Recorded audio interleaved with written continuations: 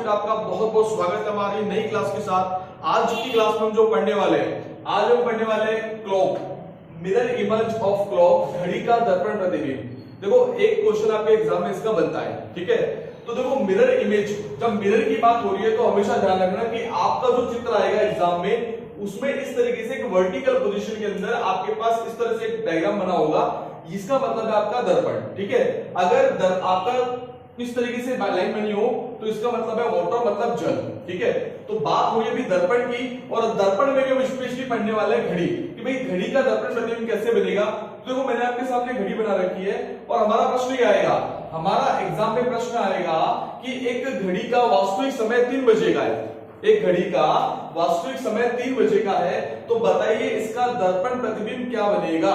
तो देखो दर्पण का एक छोटा सा कॉन्सेप्ट मैं आपको समझाता हूं कि भाई दर्पण में होता क्या है। दर्पण के अंदर अगर कोई पोजीशन लेफ्ट है, ठीक है, तो वो लेफ्ट पोजीशन चेंज होकर किसमें हो जाती है, राइट में बदल जाती है। मतलब अगर बायां दिया हुआ है आपको तो बायां परिवर्तित हो जाएगा दाएं में, और दायां परिवर्तित किसमें हो जाएगा, बाएं में, ठीक है।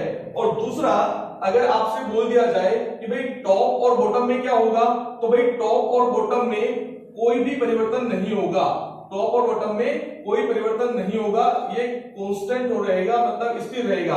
ऊपर और नीचे की स्थिति में किसी प्रकार का कोई बदलाव नहीं है, बस बायां परिवर्तित हो जाएगा दाएं में, दायां परिवर्तित हो जाएगा बाएं में। तो देखो आप इस वाली सुई को देखिए, घंटे की जो सुई है ये अभी आपके राइट हैंड साइड है, राइट हैंड साइड है, तो ये जो दायां है ये इस तरफ घूम के बायां बन जाएगा। आप देखिए मार्कर का ये डार्क वाला हिस्से को जब हम इसको इस तरह से खोलेंगे, ठीक है, इस तरफ परिवर्तित करेंगे, तो ये जो तीर का निशान है ये आ जाएगा आपका इस तरफ, ठीक है। तो ये जो आपका डायग्राम है, ये सुई आपकी जो भी राइट हैंड साइड में थी अब किस में चले गई, लेफ्ट हैंड साइड में। क्या सिखाया मैंने आपको, जो बायां है वो दायां बन जाएगा, जो दायां है वो बायां बन जाएगा, पहली बात। तो अब क्या बोला, टॉप और बॉटम में किसी प्रकार का कोई चेंज नहीं है, स्थिर है वो। तो देखो भाई ये वाली सुई आपकी ऊपर की तरफ है ना, तो यहां भी कहां रहेगी, ऊपर की तरफ रहेगी। तो अब जैसा कि आप चित्र में देख पा रहे हैं हमारी इस घड़ी में बचे हुए हैं 3, और इस घड़ी को अगर आप देखोगे तो दिखने में आपको दिख रहा है सर इस घड़ी में समय कितना हो रहा है, 9 बजे का। तो देखो सिंपल, अगर बिना घड़ी के आपको इस क्वेश्चन को करना है तो इसकी एक ट्रिक समझाता हूं आपको मैं। ट्रिक है आपका, अगर 12 घंटे का समय हो, भाई ट्रिक क्या है, अगर 12 घंटे का समय हो तो आपको करना क्या होगा।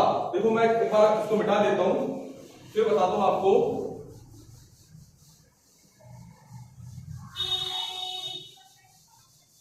देखिए क्वेश्चन क्या था, प्रश्न हमारा ये था कि 3 बजे का दर्पण प्रतिबिंब क्या होगा। तो देखो ट्रिक क्या है, ट्रिक हमारी है, एक तो 12 घंटे की ट्रिक होती है और एक 24 घंटे में ट्रिक होती है। तो देखो 12 घंटे की ट्रिक में क्या होगा, आपको घटाना 12 में से ही पड़ेगा, तो इसको घटाना है आपको 12 में से, तो 12 में से जब 3 घटाओगे तो 12 में से 3 घटा के आंसर क्या आएगा आपका 9 बजे। तो देखो 3 बजे अगर वास्तविक समय है तो प्रतिबिंब समय क्या होगा, प्रतिबिंब समय हो जाएगा आपका 9 बजे। देखो अगर यही प्रश्न आपका मिनट की फॉर्म में आ जाए, किसमें आ जाए, मिनट की फॉर्म में, तो घटाना 12 में से होता है, लेकिन 12 को आपको परिवर्तित करना है। देखो 12 के तो ले लेना 11 घंटे, और 1 घंटे के मिनट इसको उधार मिलेंगे, तो 1 घंटे मिनट कितने होते हैं, 60, तो इसको घटा देना आप 11 60 में से। अगर आपके पास सेकंड भी आ जाए तो सेकंड में से किसको घटाओगे, 11, 1 मिनट कम कर लो तो ये हो जाएगा 59, और 1 मिनट के सेकंड कितने होते हैं, 60, तो 11 59 60 में से घटा देना। और इसी तरह अगर आपको 24 घंटे की ट्रिक बताऊं, तो अगर आपके पास केवल घंटे हो तो आप उसको घटाएंगे 24 में से, अगर साथ में मिनट हो तो आप उसे घटाएंगे 23 60 में से, और अगर साथ में सेकंड भी हो तो 23 59 60 में से आप उसको घटा देंगे। मैंने क्या बताया, 23 59 60 में से घटा देंगे।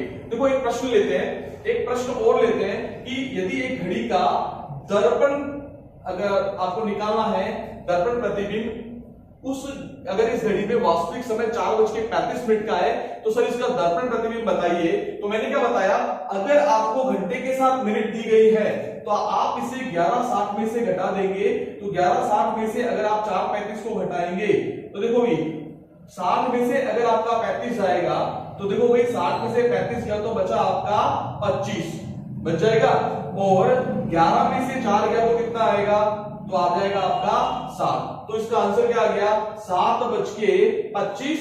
कितना आ गया भाई 7:25। यही आपका क्वेश्चन था। तो इस तरीके से आप इन प्रश्नों को कर लेना। Thank you so much.